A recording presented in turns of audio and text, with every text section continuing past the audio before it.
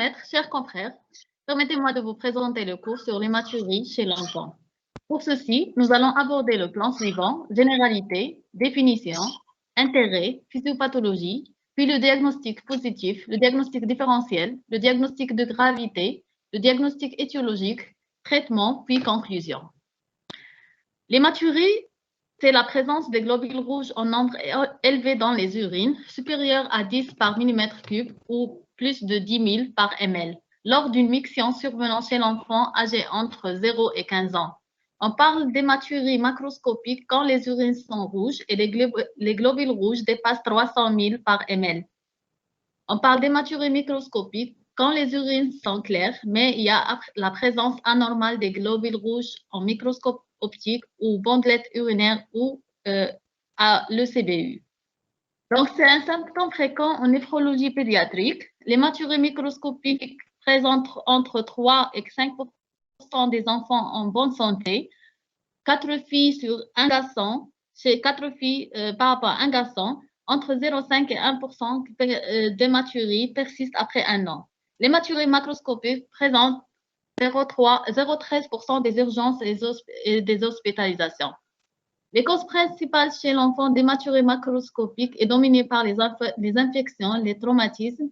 L'hématurie microscopique est dominée par les maladies de membrane basale, la néphropathie à IgA, l'hypercalciurie et la prévalence atteint 67% chez l'enfant vivant en zone d'endémie bilharzienne, chez les drépanocytoses et chez les enfants qui présentent glomérulonéphrite, selon une étude de Kayanje en 2014 en Tanzanie.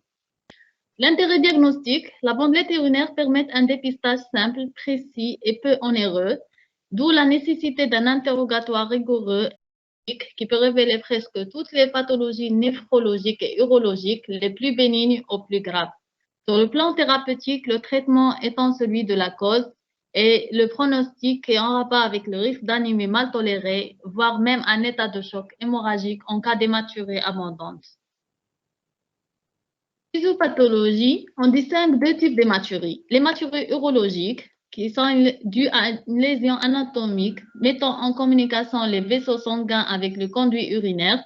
Donc, on trouve des caillots de sang qui sont présents, cliniquement une douleur, des signes urinaires, des hémacines non déformées, exemple dans la bilharziose, le traumatisme et les tumeurs vésicales.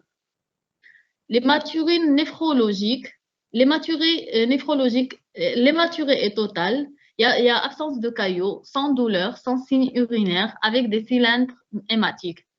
Elles peuvent être la conséquence des anomalies congénitales de la composition de la membrane basale, à savoir le syndrome d'Alport, des lésions acquises de la membrane basale dans le syndrome des glomérulonéphrite rapidement progressif, ou des mécanismes mal précisés, à savoir dépôt d'immunoglobuline dans les glomérulonéphrite mésangiales à dépôt d'IgA. Diagnostic positif, les circonstances de découverte dans l'hématurie macroscopique, ça se voit à l'œil nu. L'aspect des urines est rouge, vif ou noir, avec ou sans caillots. L'hématurie microscopique peut être de découverte fortuite lors d'un examen en bandelette urinaire en milieu scolaire ou à la consultation externe, ou au cours de l'enquête étiologique d'une hypertension artérielle, des membres inférieurs, d'insuffisance rénale ou une protéinurie, ou au cours des coliques néphritiques ou la présence des signes urinaires, ou bien lors d'un bilan d'une maladie, à savoir la drépanocytose, le lupus, l'infection HIV, le diabète ou insuffisance hépatique, ou bien chez un patient ayant des antécédents de néphropathie familiale. Donc, on doit typer l'hématurie par l'épreuve des 3 vers. Donc, l'hématurie initiale est en faveur d'une origine urétrale lorsque l'hématurie est au début de la miction. Lorsqu'elle est à la fin de la miction, on parle d'hématurie terminale qui est en faveur d'origine vésicale et l'hématurie totale, c'est tout au long de la miction. Donc, la confirmation de l'hématurie se fait par la bandelette urinaire réactive, qui est un moyen de dépistage simple de l'hématurie microscopique. La sensibilité varie de 91 à 100% et sa spécificité est de 65% à 99%. Ils doivent être conservés dans un flacon hermétique à une température inférieure à 30 degrés et ne doivent pas être exposés au soleil et à l'humidité et en dehors d'une période menstruelle chez les filles. L'urine est recueillie dans un petit verre stérile en milieu de jet après asepsie du média urétral. La bandelette est trempée dans l'urine recueillie. La lecture se fait 1 minute après à l'aide de l'échelle colorimétrique indiquée sur le flacon ou à l'aide d'un lecteur automatisé. La bandelette urinaire est pathologique s'il y a plus de 2 croix d'hématurie. On peut avoir des faux positifs lors de l'hémoglobinurie ou myoglobinurie. Les faux négatifs sont rares et le seuil de détection des bandelettes urinaires est entre 5 et 15 globules rouges par millimètre cube. On peut aussi faire le sédiment urinaire. Avant la réalisation d'un bilan étiologique, la présence de fausses hématurées est à éliminer par un examen direct de sédiments urinaires lors d'un ECBU. C'est une méthode semi-quantitative de détection des hématies. Donc, on prend 10 ml d'urine et centrifugé à entre 2000 et 3000 tours par minute et examiné au microscope optique. L'hématurie microscopique elle est définie par la présence de plus de 5 hématies par champ. Le microscope précise si l'origine est glomérulaire par une dysmorphocytose et anisocytose des globules rouges avec présence des cylindres hématiques. L'origine urologique, on aura des hématies d'aspect normal. Le compte d'Addis ou HLM, il consiste à mesurer le débit des hématies et des leucocytes passant dans les urines. Le recueil de la totalité des urines émises pendant 3 heures.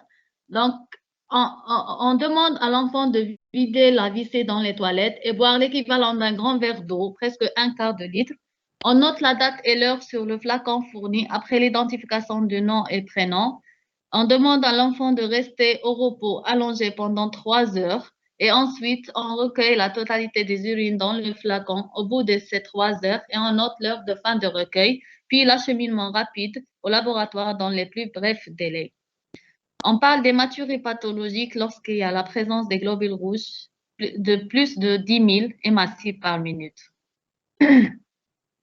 Passons au diagnostic différentiel.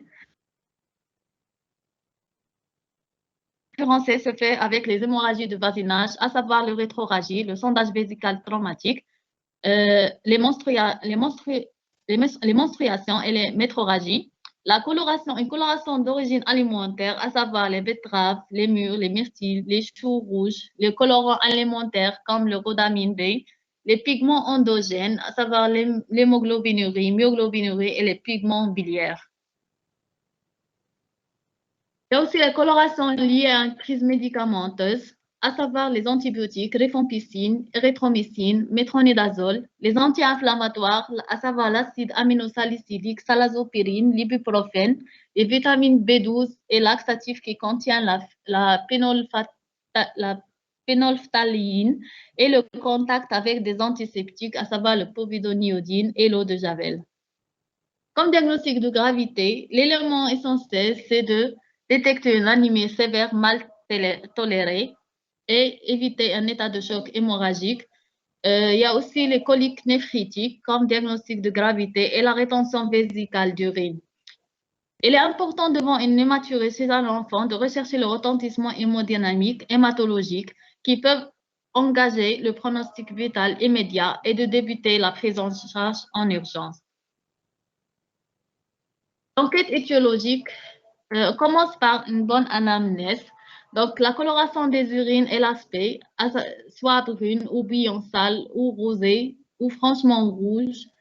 La présence de caillots témoignant d'un saignement de la voie urinaire, la permanence ou non de l'hématurie pendant la miction, les circonstances accompagnatrices comme le traumatisme, la douleur, les symptômes mictionnels, la fièvre, l'infection orale ou cutanée après un effort physique, l'âge de début, la durée de l'évolution, la périodicité éventuellement, les antécédents personnels et familiaux, est-ce qu'il y a notion de séjour en zone d'endémie de bilharziose, le terrain, à savoir le diabète, la drépanocytose, les troubles de coagulation, les infections urinaires, les lithiases urinaires ou les coliques néphritiques, notion de tumeurs urologiques ou maladies rénales ou surdité dans la famille.